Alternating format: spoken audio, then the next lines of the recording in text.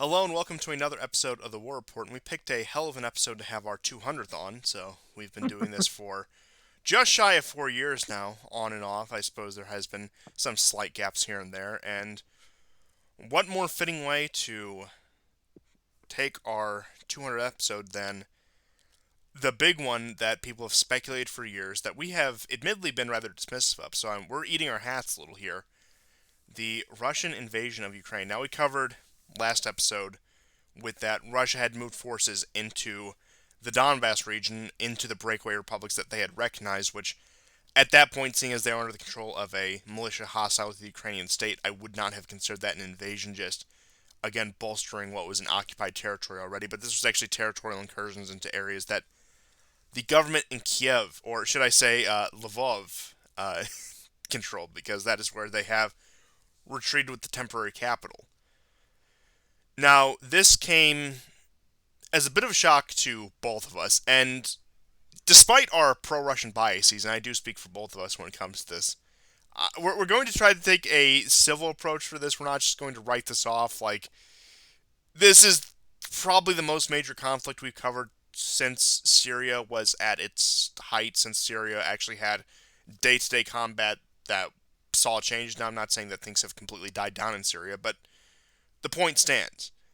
And again, despite our obvious biases or obvious stated positions, I'm not going to pretend like that this is some glorious thing that every single Ukrainian deserves to have their country siege. Now, I will just say, just briefly, this situation was made inevitable by the usual suspects, mainly NATO, the American empire.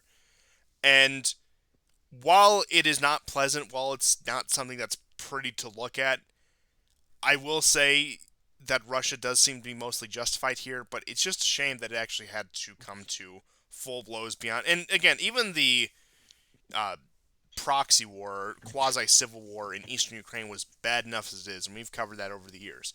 But just to see it escalate to this level is, again, like I can fully understand why the Russian state and Putin, why these decisions were made, but it's also simply just not pleasant to look at or even think about. I say as we're doing a show about it.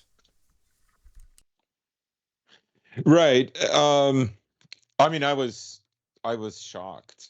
I thought that whole play between Russia recognizing the Donbass republics, and people were saying the invasion happened, but all he did was recognize the republics. You know, as soon as that happened, Ukraine stopped shelling, and when 24 hours elapsed and there were no troops, Ukraine resumed shelling again. And granted, most of their military hardware was there. So, you know, I got the message, from a good Ukrainian friend of mine, and he's a little older than me. He's a very bright man. He's an extremely talented, very very creative man, and him and I always have very good discussions, even though he's a liberal, I would say. Um, uh, and I'm not. With him, I always have to be careful. I have to very much be the realist. Um, Partly because, like, even for myself watching it, I was very sad to see it come to this. I did not think that Putin would go this far, and it was troubling to see it. It was an extremely sober moment. Yes, I succumbed to certain feelings of euphoria, but I know very well that this situation can go very bad, and we're going to get into it on the show. There can be all kinds of pitfalls, but and I was already thinking about them. And of course, I have other very good friends that are half Ukrainian, and I understand how they feel, and there's no, like, I can tell them about the history, and I have, because these Ukrainians have been in Canada for quite some time. Some of them not so much, but like they were told to be, become Canadian, like, pretty emphatically. And so I know, I mean, I have a bigger Ukrainian vocabulary than they do, and I mean, I've met Ukrainians in Moscow that I could speak to, and they can't, right? So in a way, their identity of Ukraine, particularly for this gentleman that I know, um, it's kind of like a mix of, like, the way a liberal sees the world, but he still has a soft spot for this country because that's his identity, right? But he doesn't really, he has no idea of the history. The points that we made last week, people call it colonization. The truth is, through the Soviet Union, Ukraine colonized all these other territories, and then in 91, became the biggest country in Europe if you discount Russia, which is, you know more than half of it is in Asia. So, um, nonetheless, like, I just want to stress that it was, distressing to watch, and, you know, bad days are coming, and I do genuinely feel bad for the Ukrainian people. I do. But it was, as you said, it was a scenario that was going to unfold, and I think the crucial moment, um, was just, well, a little over a week ago, when they had that emergency Normandy forum meeting, which stretched on to 9.5 hours, and Ukraine was not going to budge. They said, we were never going to honor the Minsk agreement, and we still don't, and we never will. The rationale was that, this would tear the country apart if they did. So any kind of federalization, any kind of autonomy granting for Ukraine meant the end of Ukraine as the project that America, and its Zios, helped develop, right?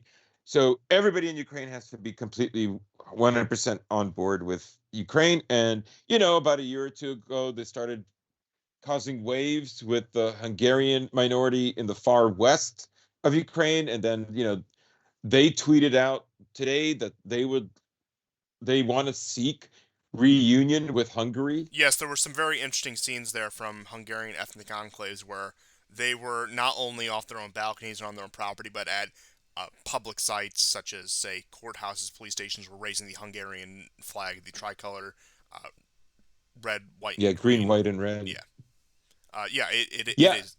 But yeah, they were taking down the Ukrainian flags and placed that, and it wasn't anything massive. These aren't massive settlements. They're small towns yeah. of uh, Hungarians who live along the border. So you saw that, and people are saying that Orban should go forward and offer to absorb these communities. And again, we've talked about, even just as recently as the last episode, Hungary and their diaspora community and ways they could, again, accommodate that and really become a true, for lack of a better term, ethno state in terms of a state that acts in the interests of the Hungarian people. And I do think with the other smaller minorities in Romania, not Romania, in Ukraine, such as Romanians and Hungarians, as well as others, you may see something like that. And then, of course, the other question people bring up, and I'll just mention this briefly because I don't think there's much discussed for the time being, is the question of Moldova and Transnistria and what will happen with that. Because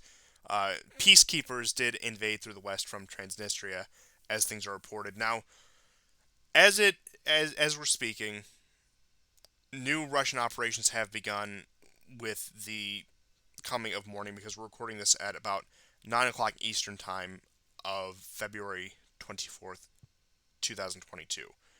And of course, these operations started about 24 hours ago, just at that break of dawn over in, again, Ukraine. So this is Hmm. still a developing situation. I'm going to avoid doing a beat by beat thing because it will be tomorrow afternoon by the time all of you see this, at least if you watch it at the premiere, which thank you for those of you who do show up for the live showing. This is a very fluid situation, And so I'm just going to try to keep it, paint with broad brushstrokes, say things that aren't going to be false just 3 hours later. So, just speaking about the general situation rather than the nitty gritty, because there's been all kinds of reports about Russian paratroopers, the Kiev airport, uh, things going back and forth, the Ukrainian Air Force. So, once again, I'm just going to try to speak more about the implications of a war in general than any of the beat by beat playthrough of the conflict. There's plenty of people who do that. There's plenty of websites that cover that. More power to them, but it's much too meticulous for the formula of the show. So I'm just going to put that up before we move any further. Yeah, yeah. I mean, we've always tried to balance the details with a larger vision and predictions about where things are going to go, and just also just relying on intuition as well. I mean, for me, this whole journey began with like the Donbass resisting. I saw that, and I saw that was a clash of civilizations that I saw, I'm a and bit embarrassed to admit this, but I do remember back in the day, back before Vice Media was complete garbage when they actually did a lot of the on the ground stuff. Now, say what you will about their biases, but them just doing the live feed of what happened in Donbass with a lot of the locals there who would just storm police stations and put up either whatever the Donbass Republic flags were or the Russian flag, and again, more or less drive out the authorities without really a fight. It was rather odd to see just swarms of civilians overrunning police stations and courthouses and other government buildings. But and that was again all the way back in 2014 after Crimea, after that, and we were discussing the successes of the rebels and how they were on the path to Kiev, but likely could not have maintained such an assault just as these bands of militias. And I mean, you already have Russian forces outside of Kiev. Will they take the city? Is it just an encirclement tactic?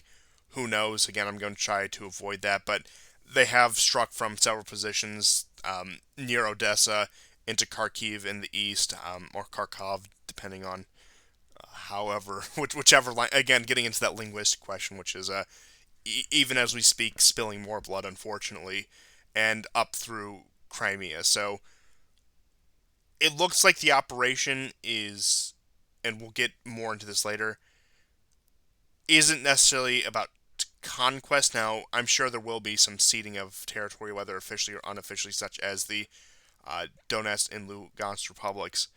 But at least for the time being, within the first 24 hours of the war, if I had to gauge it, it does seem like a neutralization operation. And you already had Zelensky coming out saying he wants to come back to the negotiating table and is willing to discuss, quote, neutrality. yes, we'll see how that pans out.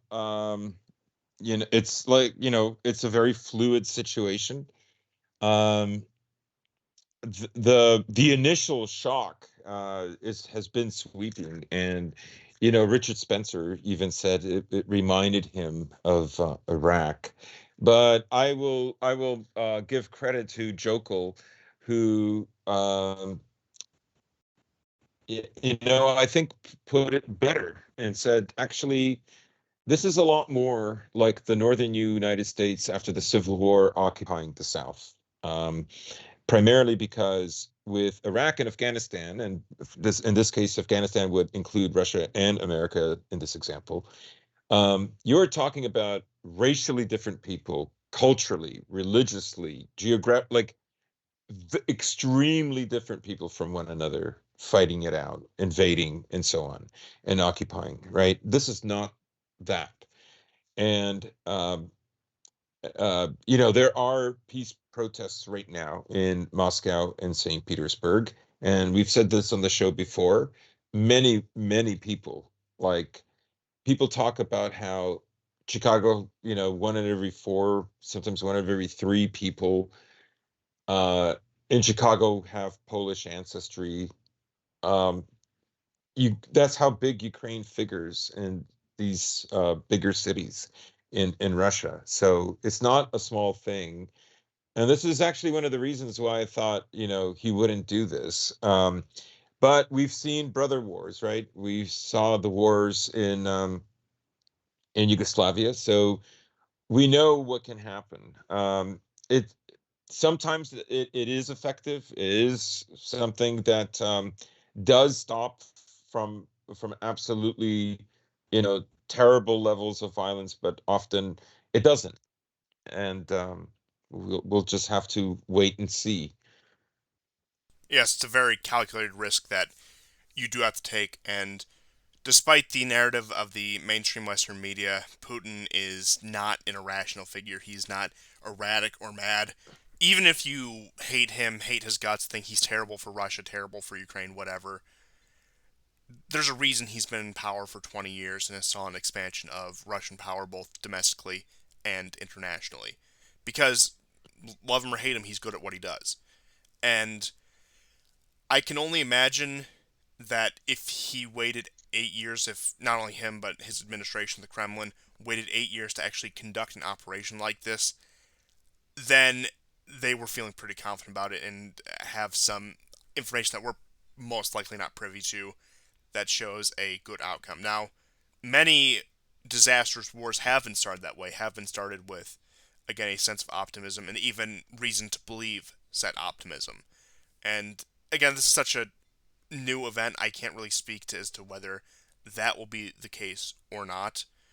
But as you were mentioning with the impact of Ukraine on Russia and vice versa, we've discussed this in several other episodes, including the most recent.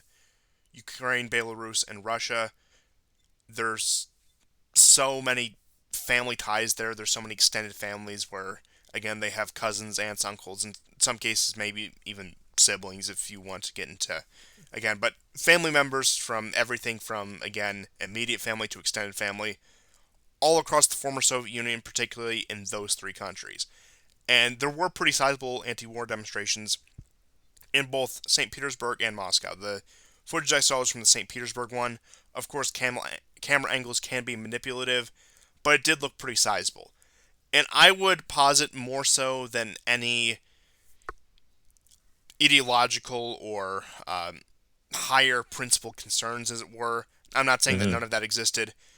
It is either A, they view this as a war against a brother people or co ethnics, or even much more personally, that it affects their extended families. That maybe they have, again, a cousin, aunt, and uncle who live in Kiev or Mariupol or Kharkiv or any of these places.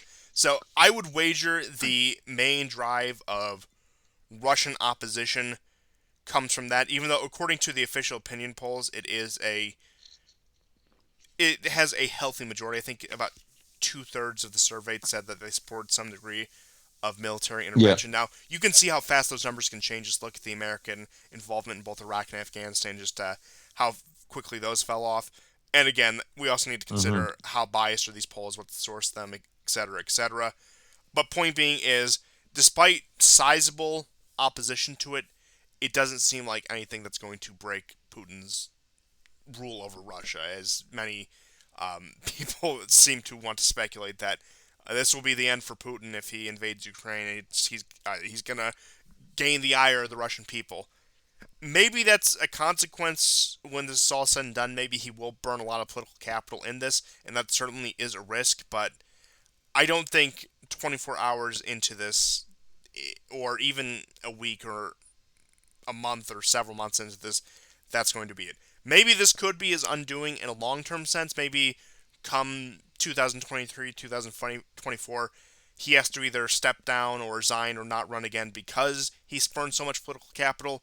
But we're not looking at the immediate end of Putin if we're even looking at it, and that's a question in and of itself that I personally don't believe. But again, with how rapidly these situations can change, we'll certainly have to readdress this for the foreseeable future to see how this conflict turns out. But again, I know these things can change fast, but with Zelensky's statements, this war may be much shorter than many of us were anticipating. And again, I'll just reiterate it seems that the primary Russian goal was a neutralization of forces in Ukraine and trying to force them into a position where they would seek neutrality.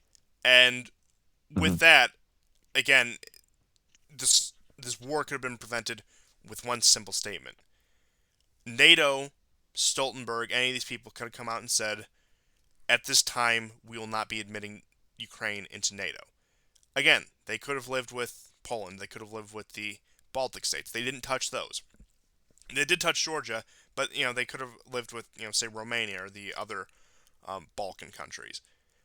But the West either had to have really good intel that turned out to be really bad, or just a gross sense of overconfidence, maybe a combination of both, to execute what would have been really their finishing blow to Russia, which is the admission of Ukraine into NATO. This is something that should have happened years prior or years down the road. They probably, in hindsight, picked one of the worst times to do it, and really, again, this all could have been prevented. This entire thing could have been prevented if NATO, even they didn't even have to write off the possibility of Ukraine joining at some arbitrary point in the future. But if they would have just said at this time Ukraine will not be a NATO member, it would have smoothed over so many tensions out of all of this. And again, that's even after the Maidan. That's even after the overthrow of Yanukovych and the establishment of a new regime in Ukraine.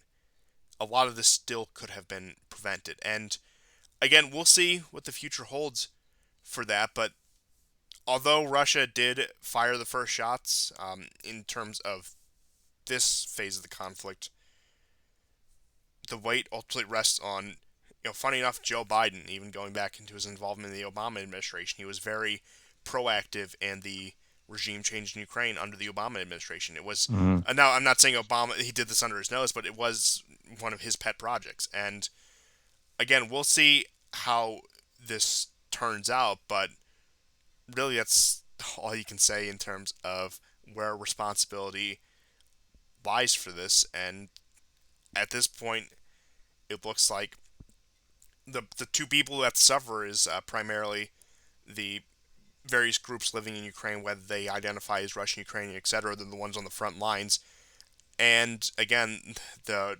Russians and the people who actually have to fight this war are the ones who actually have to deal with the consequences of whatever goes on in Washington or Brussels or Kiev, and that's really the worst part of all of it. And again, I know the term gets overused and has become a bit uh, meaningless at this point, but as you were saying earlier, it is quite literally a brother war, and it that is a bit hard to stomach, even as somebody who really has no ancestral or ethnic ties to there. And I know you're not.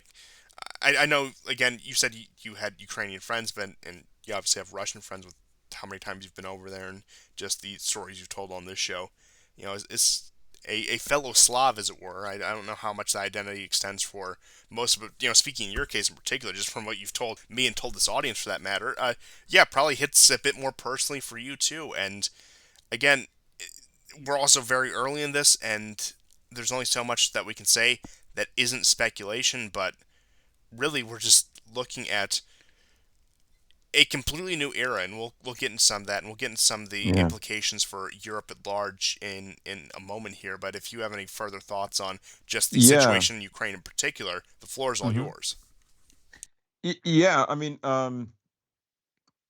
in some ways, this it could be very well that Putin is like I think. First of all, the NATO project is finished. It's over. It's not going to happen. That is done. Russia could leave now and it would be over. It would kick the can down the road so many decades. And the threat of Russia doing something like this again, if ever there was even a mention, right? It is a punishing act. Um, in the same way that it happened in Georgia. Georgia is a lost case. The West knows it. There's nothing they can do about it. What Russia did in 2008 was terrifying and lightning fast, and they left almost as quickly as they came in, and that's all that was needed. In a way, it reinforced that they do actually have a sphere of influence and that they are willing to lose a lot in order to maintain this sphere. And a lot of the protesters actually, I think many of them are, they're normies. Like, I don't think they understand what it takes to maintain that lifestyle, right? Like, the amount of things that the elites in your society have to do to keep things going optimally. Yes, of course, there's skimming on the top, there's corruption, and so on and so on.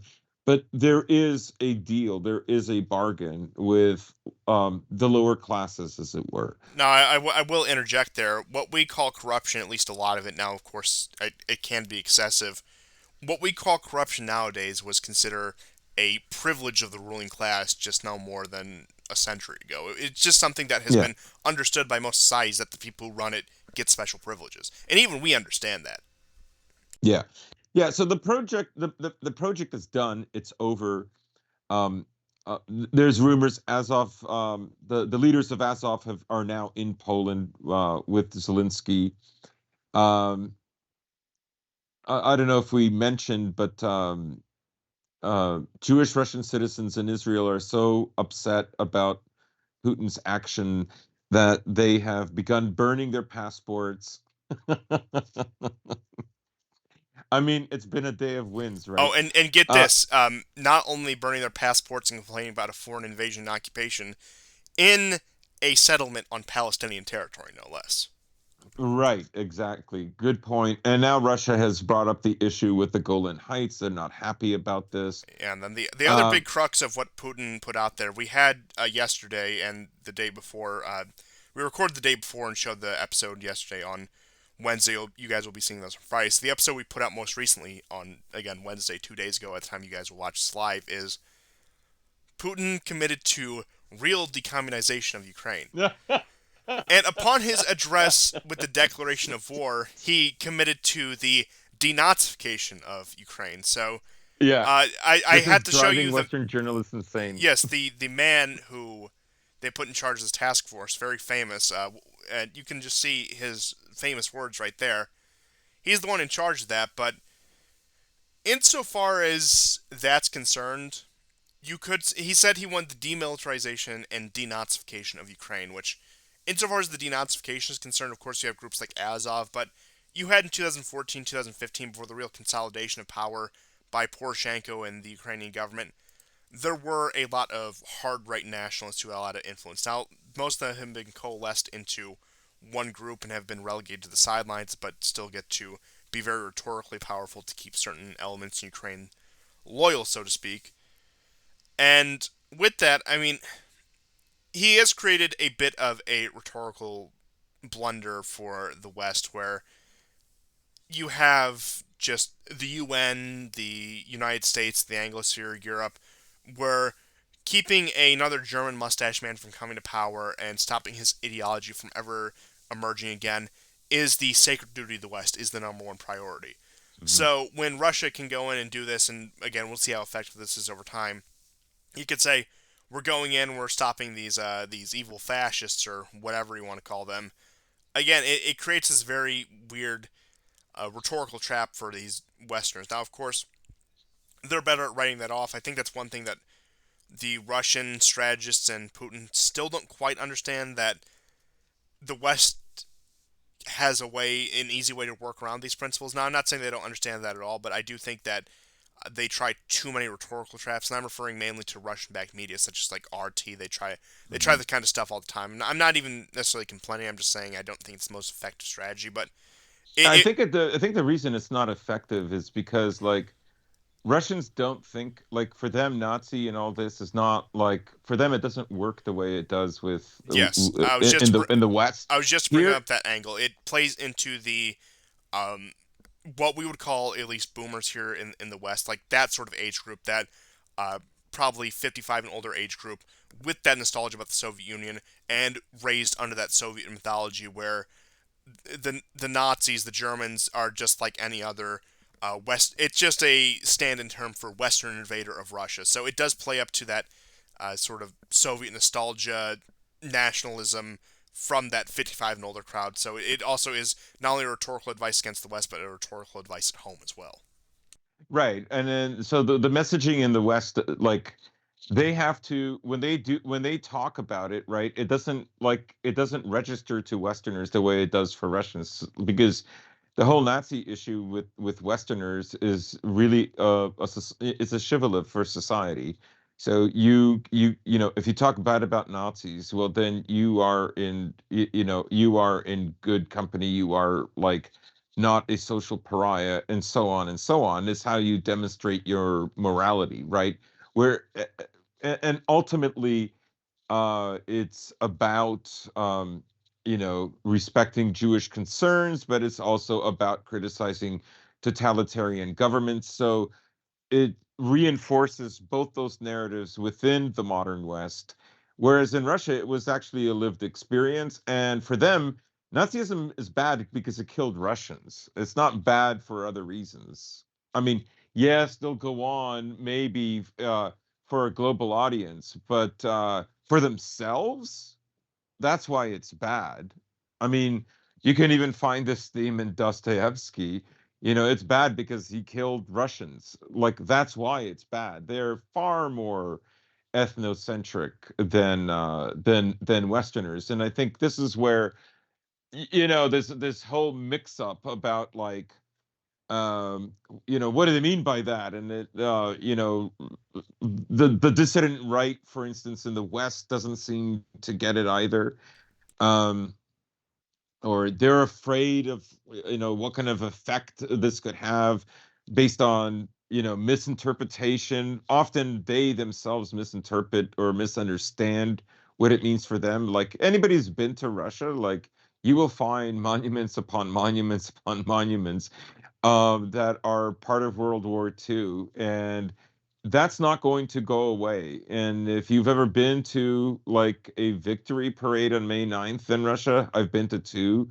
Like, you know, I have news for you. You have no idea how huge and important they are. Like, you cannot imagine. It also reminds me, And speaking of the Victory Day parades, from the most recent Victory Day, the Western press, it wasn't that massive of a story, but they had some fun with it where Zhoiganov, the former Communist Party candidate and still head of the party, made comments about how Russia defeated the fascists and liberated the Jews, gypsies, and I believe he said something that translates yeah, equivalently to "and other scum." So pretty much he's doing that, but like it's again like they're bad because they invaded Russia, not because of any greater ideological concerns. And yeah, it's and like actually, believe it or not, the Victory Day celebrations, not that they didn't exist in the Soviet Union, but they're a much bigger event in post-Soviet Russia in terms of, and again, you can look at the realities of World War II, the realities of the Soviet regime, whatever. But point being is what it represents symbolically and mythologically to Russia yeah. in the modern day is how they utilize those terms. So there is a bit of a difference in vocabulary and interpretation, which I think gets lost in between both Western and Russian audiences. Yeah, and I stress there is like yes, Russia does do some of that messaging for a global audience. It's because ultimately it's not an island.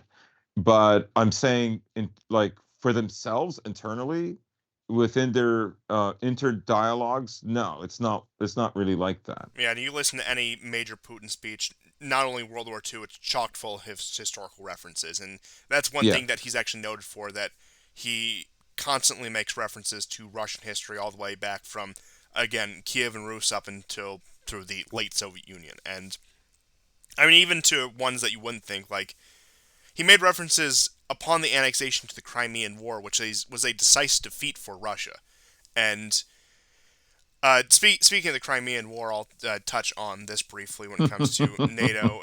It looks like Erdogan and Turkey have decided to throw their hat in the ring, and there was some conspicuous air activity with two Turkish transport planes that were in Kiev that immediately flew out. Some were speculating that they oversaw the evacuation of some Ukrainian officials, and also Erdogan and Turkey, and keep in mind Turkey's been occupying Cyprus since northern Cyprus since 1974, setting up a breakaway republic and recognizing it. So that should tell you all you need to know about this current statement. That hypocrisy is necessarily an argument here, but I just had to find the Yeah, and exact statement. So his Turkey drones got calls demolished. upon Russia to immediately stop the illegal military operation against Ukraine. Quote, "It is a serious threat against our region and the world," the ministry said. Turkey is against the change of borders through conflict. Now, that's interesting considering Syria,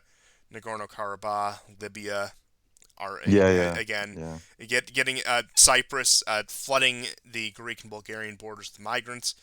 But ultimately, I think the Turkish foreign ministry is upset about this because they're realizing Russia can't invade that land because we planned on invading Ukraine to reestablish the Crimean Khanate because that was probably the Yeah. ultimate plan. Just We're gonna judging. we're gonna bring back the Slavic slave I trade, mean, right? Like not to make light of the situation, but I was half tempted to say earlier the only thing this war is missing is Tatar slavers. Like, and honestly, yeah. as much as a joke that might be, I mean, there is a very real risk of human trafficking slipping into this. So we might get actual Tatar slavers out of all of this, which I suppose, history doesn't necessarily repeat itself, but it sure as hell does rhyme now, doesn't it? Yeah. Um yeah, I suppose a friend of mine brought up an interesting fact, because I guess it's also it's just occurring to me that is the 600-pound gorilla in the room. How could everybody get it so wrong, right? I did explain that I think Russia didn't necessarily have one plan. I think that's a mistake. I think they had several plans based on what American reactions would be. Uh, but his take was, they got a lot right. There would be an invasion. They would hit Kiev. It would be wide. They would even hit the West. Is there a chance that there is intelligence leaks going on within the Russian uh, military and governmental framework? A very good question. Um, I do think, though, whether there is or isn't, let's say there wasn't, I think that the Americans were also well aware that Russia had certain options. And I do think it was, like it was war game, like if Russia only liberates the people of Donbass, that's safe, right? Less sanctions, but the apparatus still stays there. And eventually, Russia and Ukraine will have to go to war. So obviously, that gets war gamed. And the conclusion would be, uh, well, why not just do it now? Like, just end it once and for all and take your chances. And I think that behind the scenes, uh, I think China is playing like a very pivotal role. I think they are like they will be hit. There's at least three oligarchs that have lost a third of their wealth, and they're probably very upset right now. The question is, the gamble for the Americans is that they're going to make them so upset. They'll try anything, assassinate Putin, call for elections, get mass protests going, blah blah blah. The counter to that could be that Russia already has reserves that are saved up in order to pay them off. So that doesn't happen. Probably also includes threats because the last time the way Putin handled this was like literally threats. Like, and sometimes those threats came through and they died, or one or two of them died, the other ones fled. But I do think this is like it is going to be harsh. I don't want to, but I still stick to that the worst sanctions were already put in place in 2014 and 15 so that this day would not come. Ultimately, I do not think the Americans, no matter how incompetent things look right now, I do think that they were smart enough to stop this day from coming, right? Because I don't think even in 2013 they felt that they would get into a war over Ukraine. And it would be kind of like what happened in Georgia. Like, I mean, they were more honest about it. They, Biden, since early January, has stated, or mid January, has stated that he would, America will not fight in this war. But I think the Ukrainians thought maybe they had a better chance. Like I say, they still kept on shelling Donbass and so on and so on. And it was just, it's a punishing act. Yes, and I think the other angle to consider before we get into some of the Swift stuff, which there is Yeah. quite a bit to cover there, and again, I want to get into the dynamics how this will affect Europe. And but what I have seen in a theory, I am somewhat sympathetic to. I wouldn't put full stock behind it. That a lot of people are saying that Kazakhstan was the last straw before it became certain action Ukraine would be taken. When they tried a color revolution in Kazakhstan, when that was Mm, quickly put down, that they realized this simply cannot go on any longer because, again, what happened in Kazakhstan was a very quick and efficient suppressing of what otherwise could have been another long protracted conflict on yet another frontier. And right. perhaps that gave them either the, say, confidence, for lack of a better word, or sense of urgency that something must be done about this. And it's been 8 years, and it's time to finally put something of a conclusion on this. Now, again, how that will play out, it's much, much too early to speculate on that. But I do think yet another attempt at a color revolution may have been what pushed the Kremlin over the line, what pushed Russia as a whole over the line in order to actually follow through with its annual buildup. Hmm. Yeah, and there is a lot to get into on the sanctions. That's, I think, the next big story before anything more proceeds in Ukraine. And with that being said, of course, Switzerland, which is really, now, I'm not saying they have complete control, but they're the face of control over SWIFT, which is part of the global financial system, particularly relating to banking, has moved to remove Russia from SWIFT. Now, it's been speculated since 2018, 2019, and there's been some substantial action towards it, that Russia and China were developing SWIFT alternatives, that they were Yeah. developing ways to circumvent sanctions, especially when the trade war against China really picked up. And already it's been announced that Germany, Italy, Hungary, and Cyprus will not go along with the SWIFT. Now, another angle to consider with that is the issue of pipelines. Of course, Nord Stream 2 was temporarily suspended by Germany. However, many of you will recall there was that canceled pipeline project from the Eastern Mediterranean involving Egypt, Israel, Cyprus, and Italy, Greece and Italy, to again send in oil and gas through southern Europe, which conflicted with the Turkish operations and the Turkish goals for energy flow out of Libya. We covered that Hmm. very extensively. I believe it was all the way in the summer 2020 when Yeah. this Oh, yeah. plan really came to fruition. So it was just shy of 2 years ago. I think the episode it even goes back further to the beginning of 2020. I believe the episode is Energy Wars. If you're interested in checking that out, I think it's one of our better episodes.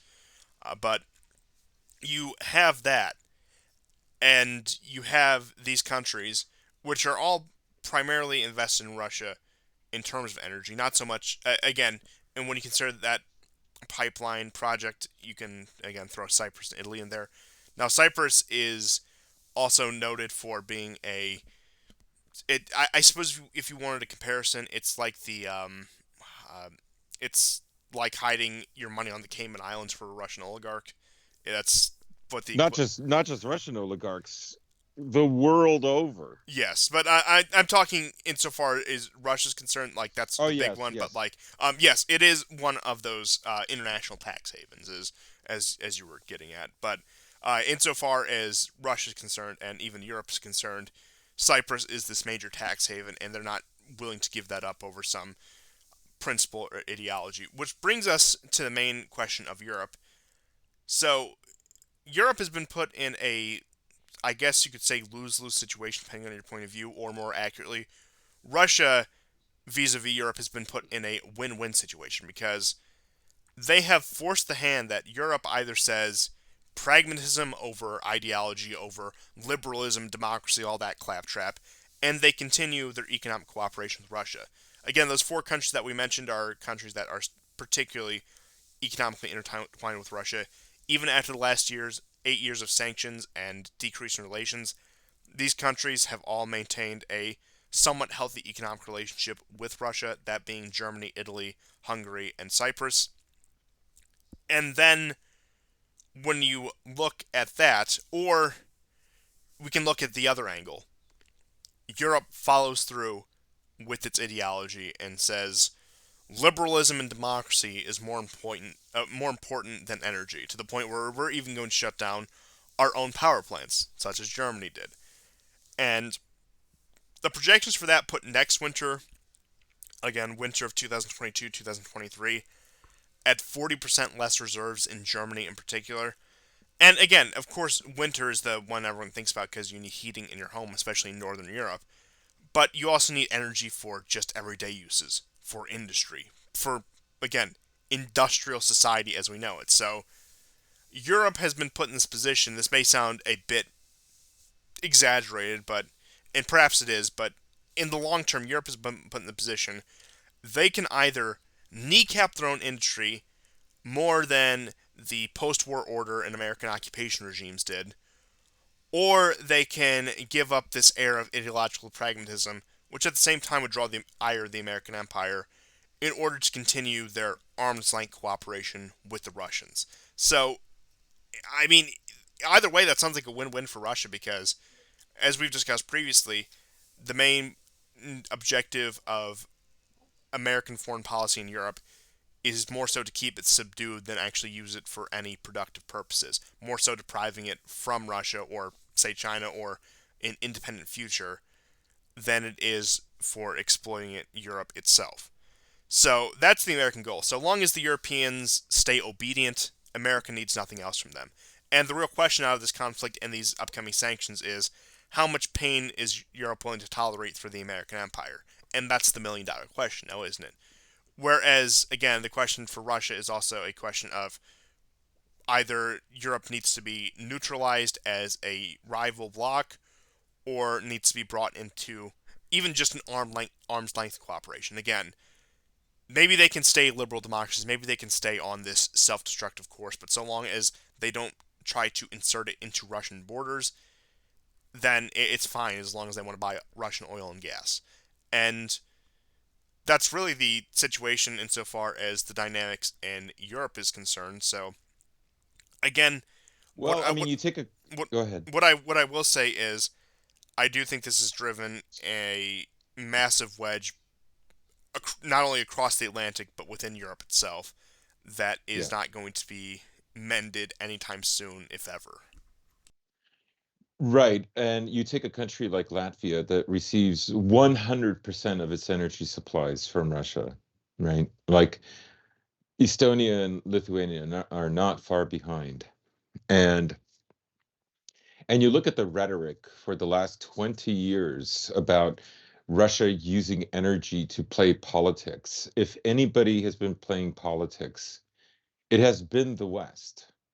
Um, these countries are so dependent to keep the liberal machine going. And let's not forget that one of the tenets, really, of liberalism is movement, it's mobility, right? It is the last phase of the West, which is, and of course, I'm talking about the Spenglerian idea of Faustian man. I'm not talking about any civilization that happened on European territory is the West. No. Um, so mobility is incredibly important for invigorating and establishing that sense of freedom, and that cannot happen um, in a society that simply can't afford to move around. I mean, I'm not even getting into the amount of inflation that there already is because of the lockdowns.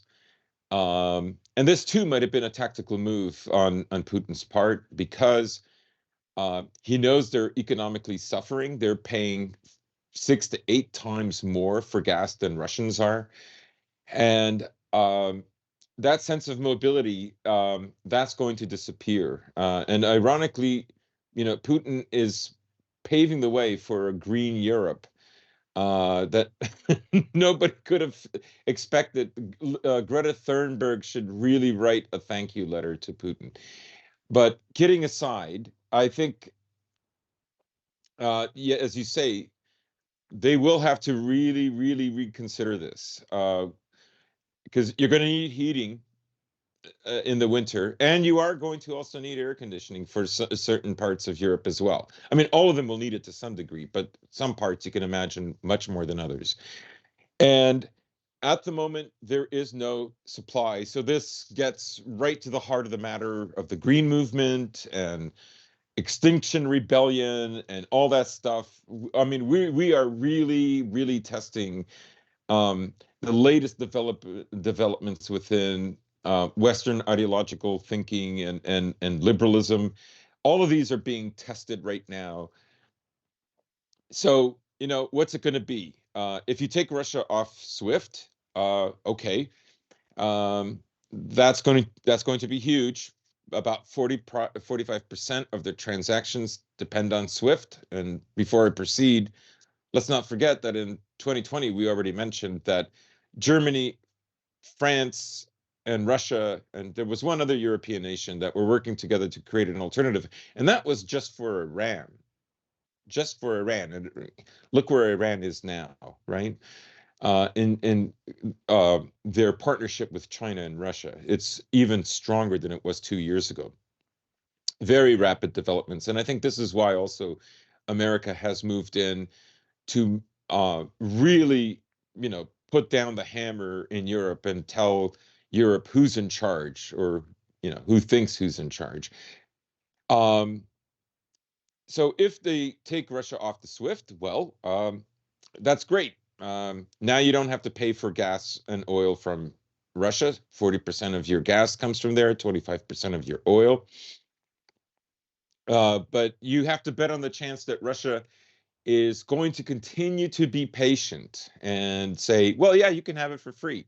Well, I mean, if it comes down to that, you know, the taps are going to go off. And you have some countries that are not going to be really affected, like the UK and America. So even though America again broke another record for buying the largest amount of oil from Russia in its history, um, if that's the case, then Europe is going to be in real dire straits, and it has to come to terms with the little creeping project that it was doing underneath the radar for decades and decades in Ukraine. This is the jewel in the crown. This is the number one most important territory that the West has wanted in its ongoing war with Russia. And when one way or another it has lost it. And the important thing to remember, of course, with the latest articles that went off about 2 weeks ago, Dick Cheney basically admitting that the plan was to balkanize Russia, particularly in the 90s and the early 2000s. The Chechen wars, the crushed, the absolutely crushing economic situation, the inability to help Serbia during the wars and the Balkan wars in the 90s, et cetera, et cetera. That didn't happen. So the ability to absorb the pain on a social level um, was immense. Russia has demonstrated this before because its number one concern has always been security more than wealth. But the other thing that it should waken people up to is if America had balkanized Russia, or let's say um, brought about a kind of social decay that it has within its own country, vis-a-vis, you know, idiots like Pussy Riot that were there to, foment that idea that, to basically think like a Westerner. If they got the true occupation regime that they were able to implement on most of Europe post-war. Right, right. And so, the American liberalization denazification program being applied to Russia by making the society as decadent as possible, framing every single stupid argument within a liberal framework. If that had happened, well, then that would have been amazing, right? Because now Russia is essentially owned by America and Western companies. They sell the oil and the gas to China, and then China can complain all it wants because ultimately America turns the taps off and on. That didn't happen. And this is why we were right about, and well, everybody was wrong predicting that 2022 would be the year that Russia and China started drifting apart. And we predicted that actually they would grow far, far closer because this is what was in the background since the 90s. you know, this is a strength that Russia has had for decades. And I think to some extent, Putin is forcing that. In a sense, he's saying, I mean, I think for the Russian public, they get it. They're saying, why have we been so patient with them for so long? All we're asking is, let's do business, but don't try to change us and don't try to change our culture. You're not going to do it, or we won't let you do it. Um, I mean, there's a certain amount of decay that has already taken place in Russia, blah, blah, blah. We've already described the differences between the two countries. They're obvious. Anybody who spent time in both places, if they're honest, they will notice the differences. Um, and as I've always argued, that as the West declines, many of the liberal ideologies will decline with them. They will. People like a winner, you know. And I'm not saying Russia is a winner, but it's interesting that you know on the night of the attacks, the leader of Azerbaijan signs an alliance with Russia. This will mean oil contracts, of course. But then the next day, the president of Pakistan visits Russia as well, and so the shift is happening, right? And Pakistan is important because it has a direct play on what happens in Afghanistan, and of course, they're afraid of the kind of things that could go wrong on the coast of Pakistan. We've discussed that in other shows with, Chinese shipping lanes, so on and so forth. So, no, Russia and China are absolutely interdependent in a very profound way. And this was why the West, because it has so much investment in China, has to take out Russia first. And if it doesn't, then it can't control the energy supply to China. I mean, Without really, if as it it goes, either Russia and China stand together or hang separately. There's no other choice for them at this point. No, there is no other choice. This is a clash of civilizations. Absolutely. Absolutely. There's a clash of civilizations on the east and on the west right now. Yes, and just taking a look at, again, I am very interested to see how this plays out in Europe because while what's happening in Ukraine, I'm not trying to say is unimportant. In fact, it's very important.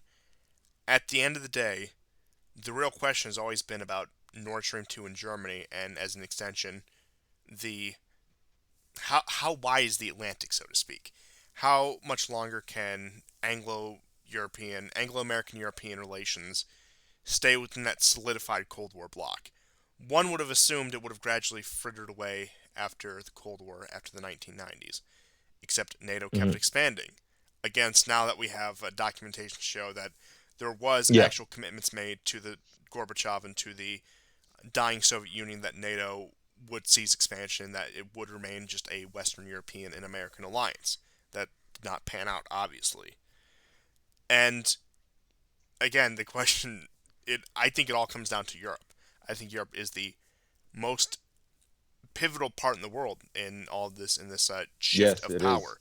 Will the Americans be able to keep the Europeans under their thumb for another century? And whereas I would have said, even just a year ago, it's very possible, and it's most likely that they'll find a way to ride this out and to find some way to keep Europe under their subjugation, despite what we brought up, despite the infamous maps I love to show, it's looking much less likely now. I always knew that there was that window of opportunity for an American European divorce, but it's looking more likely than ever. And I imagine if current trends continue, it's going to get to the point where it's going to be almost inevitable that they do have to break separate ways, because it's either you have this Europe run by the Eurocrats, and again, that's not to denounce inter-European cooperation or saying that European states should be at each other's throats. I think some degree of inter-European cooperation, just an outsider looking in,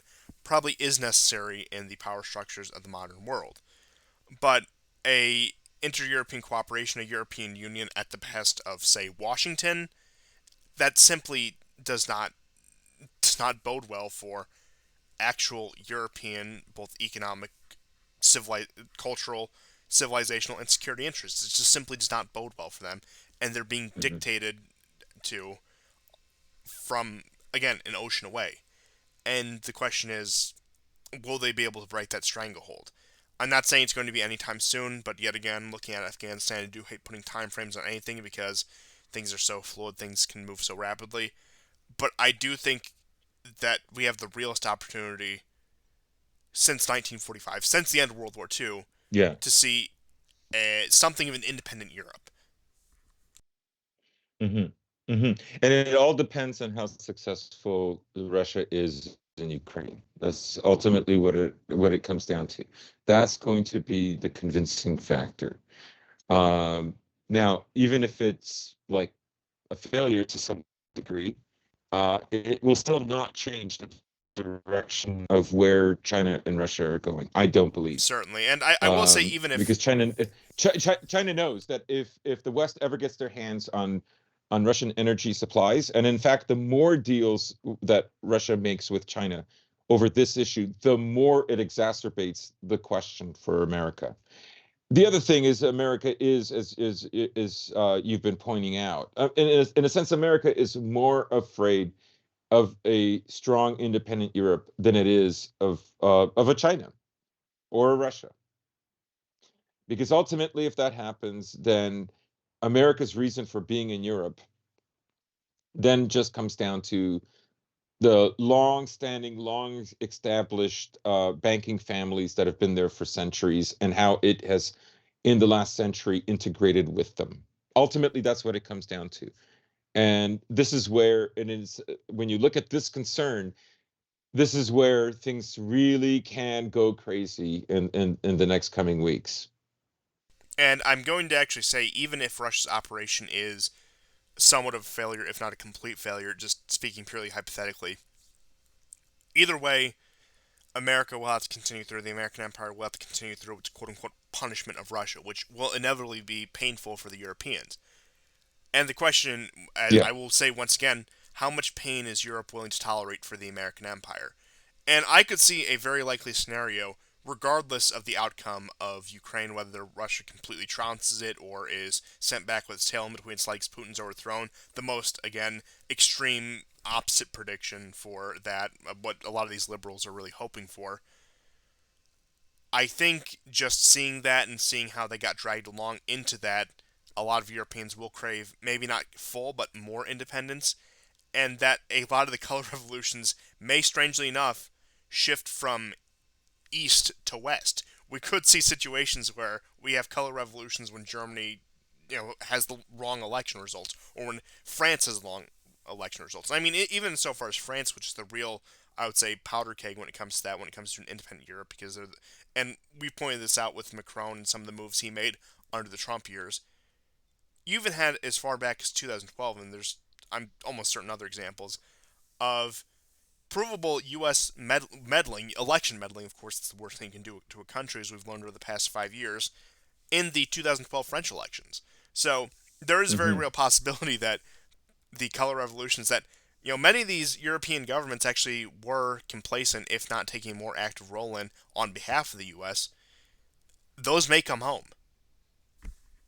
Yeah, yeah, and I think also we should, you bring up how the culture may change. I think you're also alluding to that. Um, you know, there's a very strong possibility that wokeism will have to be like BLM, cardboarded for a little while. It'll have to be put back on the shelf. And that's primarily because the efforts to culturally subjugate Russia have failed, and they have failed to a great degree in Hungary as well, and in Poland.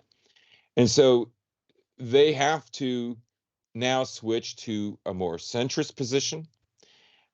They have discovered that white men do not want to fight for this empire.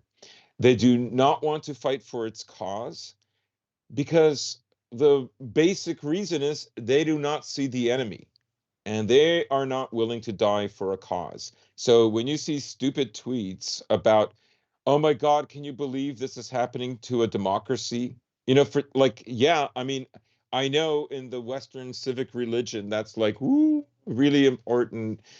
We have to do something, everybody panic. But the derision that conservative Westerners, you know, from in Europe all the way to the U.S., the entire Anglosphere have had to endure the last 6 years, the demonization, the locking up, um, you know, the freezing of assets.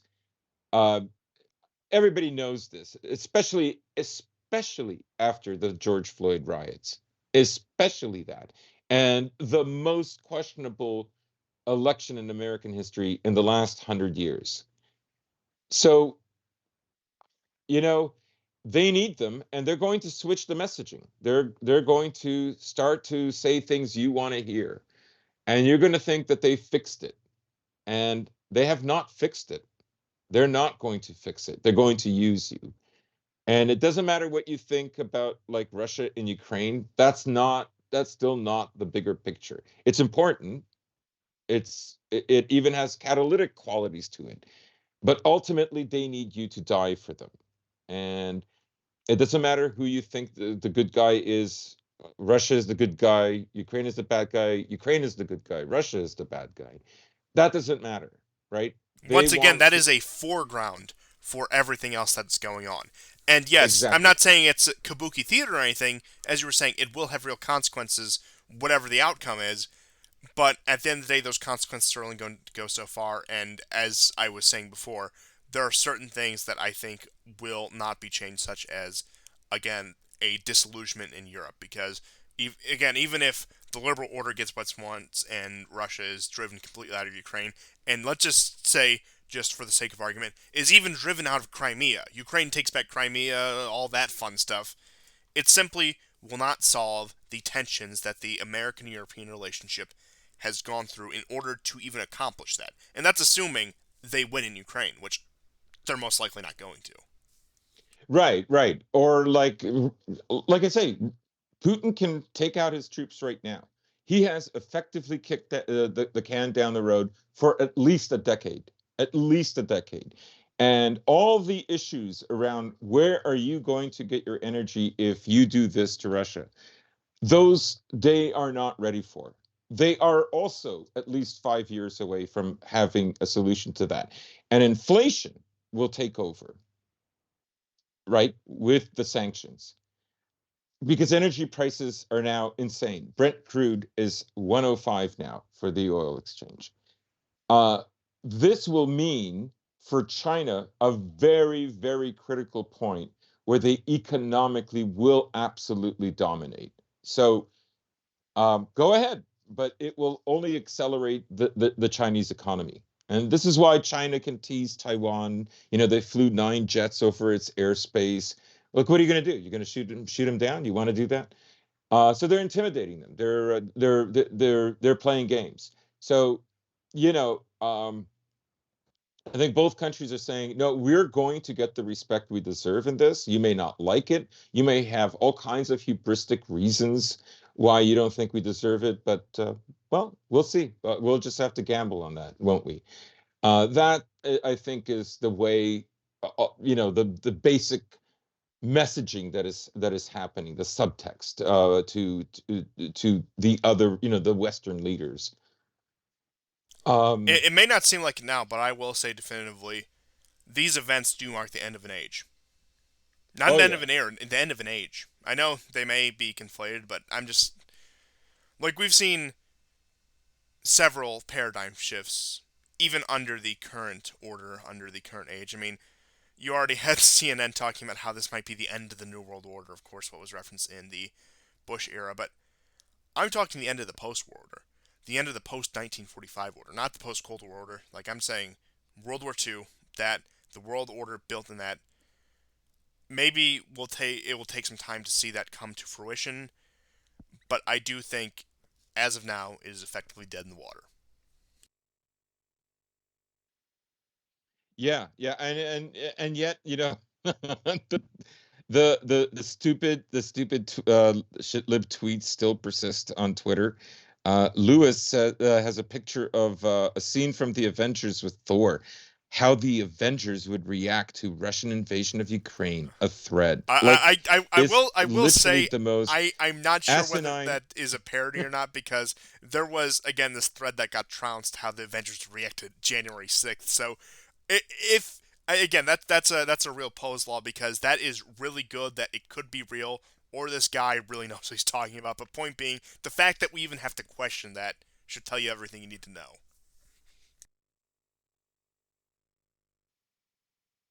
Yeah, But yeah, yeah, yeah, I remember I saw that exact one you're talking about. You know, part of me does hope it's real. Part of me hope that our enemies are living under this level of delusion. But yeah. I did audibly laugh at when I was reading that thread, and I'm just it it's it's better than the January 6th one. For those of you who don't know what I'm talking about, just look up how the Avengers would react It to is. January 6th.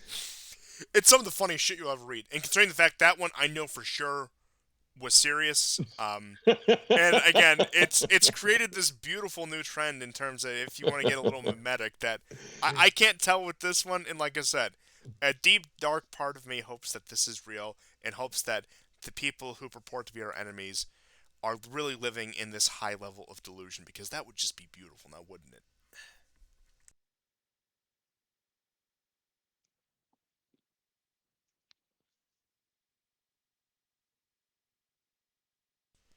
But that's all I had. If you have anything else. It would. It would. I have to do one more. Exhibitor Relations Company says, "Let's talk about sanctions. How about not releasing Batman in Russia and all comic book flicks thereafter? It's a limited thing, sure. Look, we superheroes aren't real, but perhaps they can be a small part of the solution. Dish out consequences they have never seen." Well, Like, wait. So this is a real. their plan to stick it to Russia is to refuse to import Western propaganda into Russia. Ingenious. Yeah, yeah, it's so ludicrous. Yeah,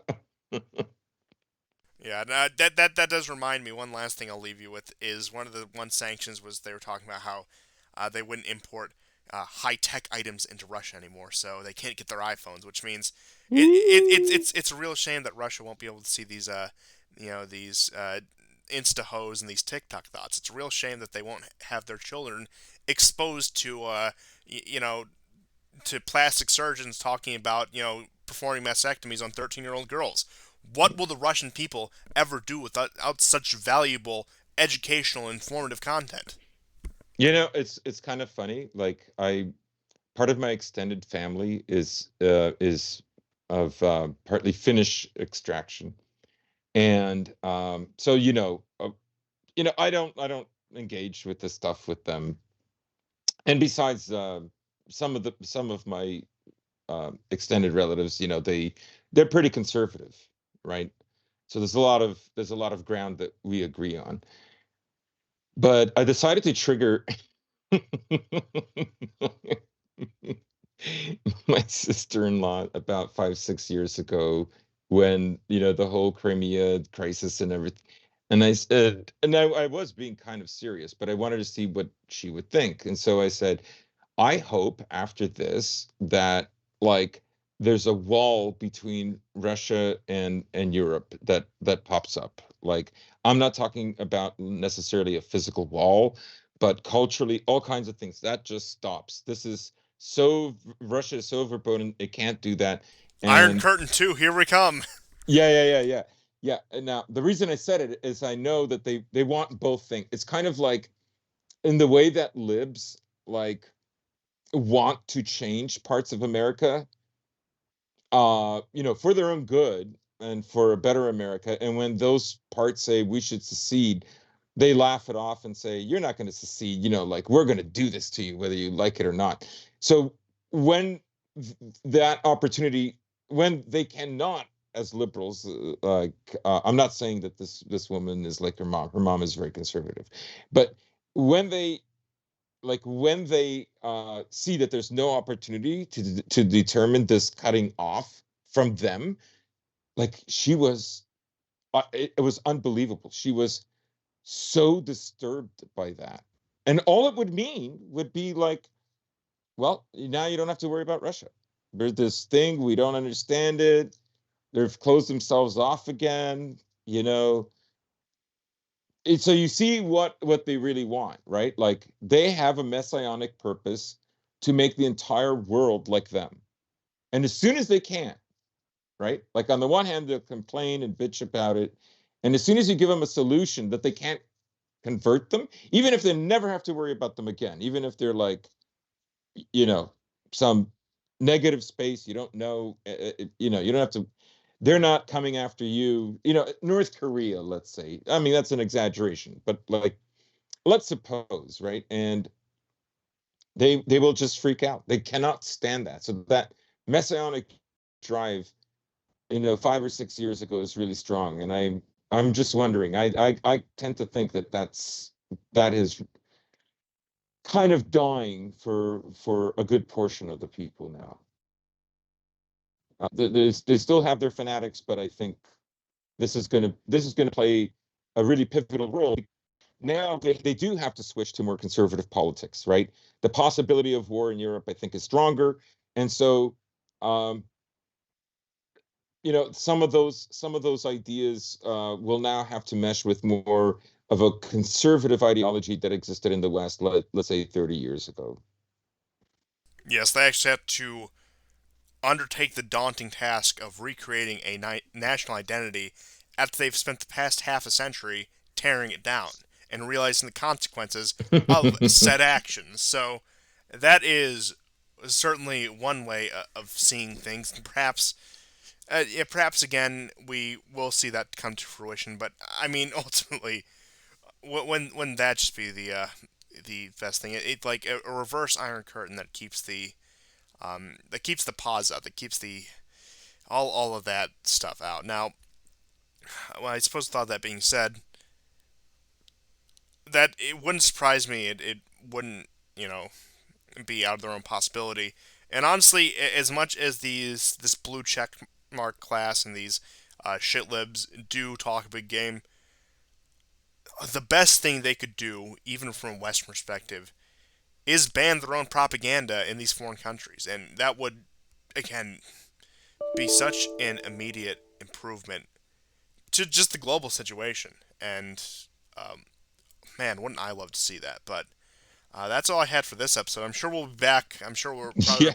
we'll probably have to record an episode tomorrow night too. At this rate, but we'll keep you guys again informed again. So we may have an episode on. I suppose this that'll be Saturday afternoon because I plan for this to come out Friday night. And again, we'll make these episodes as needed. Hopefully, things will take a bit of a slower pace. We might give things some time for the dust to settle, but we'll play it by ear. So all I'm getting at is you'll probably be seeing plenty more of us. So we'll see you guys either tomorrow, maybe in a week, maybe in a couple days. I'm not putting a time frame on. I am not putting a time frame on it, but I hope you guys enjoyed this episode of the War Report, and I hope we did a good job keeping this again. Keeping this grounded, keeping this level headed, not letting our biases get too out of hand. I know one of the main appeals of the show is that we're not afraid to speak our opinion on said topics, and we don't try to skirt around the part of being like, oh, this is objective, this is absolute fact. No, we're not afraid to share our opinions on it, but I hope we didn't do too much in the direction of obscuring the actual events. But I suppose we'll see then. And thank you everyone for tuning in to yet another episode of the War Report, episode 200 of all episodes. And we'll likely see you very soon. And goodbye. Goodbye and take care, guys.